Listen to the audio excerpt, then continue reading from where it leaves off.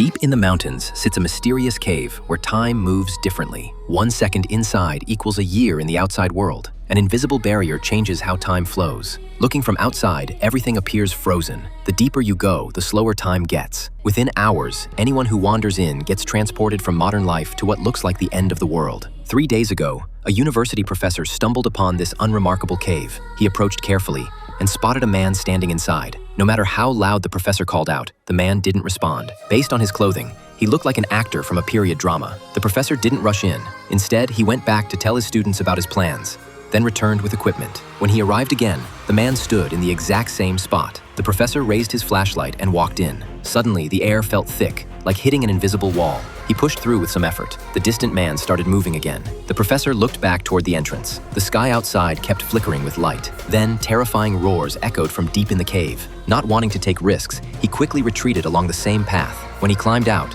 night had fallen. He'd only been inside for minutes. Something was wrong. The professor rushed back to where he'd parked. Tall grass covered everything. His car was rusted and completely destroyed. From the look of it, the vehicle had been sitting there for decades. His student's car sat nearby too. The professor hurried back into the cave. 2 days after the professor left, his students grew worried. He hadn't returned. They grabbed their gear and came to rescue him. Near the cave, they found a wrecked van. Photos inside suggested the professor had come looking for his missing family members.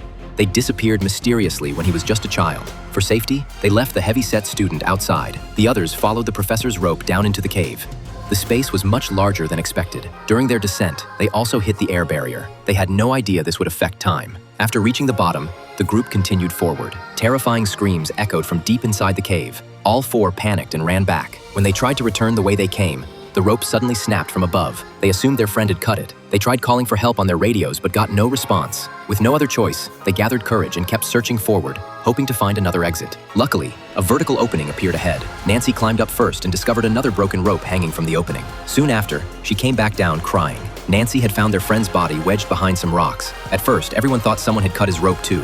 Then they watched the footage from his camera and felt chills run down their spines. After the 4 entered the cave, their friend had waited outside. He ate all the food but still saw no sign of them. While looking around, he found the professor's rope and climbed down. Just as he reached the opening, that rope snapped too. The 4 had only been gone briefly, yet their friend had eaten all the food. This made no sense. Nancy crawled through the rock crevice to get outside and find help. When she emerged, the scene before her was shocking.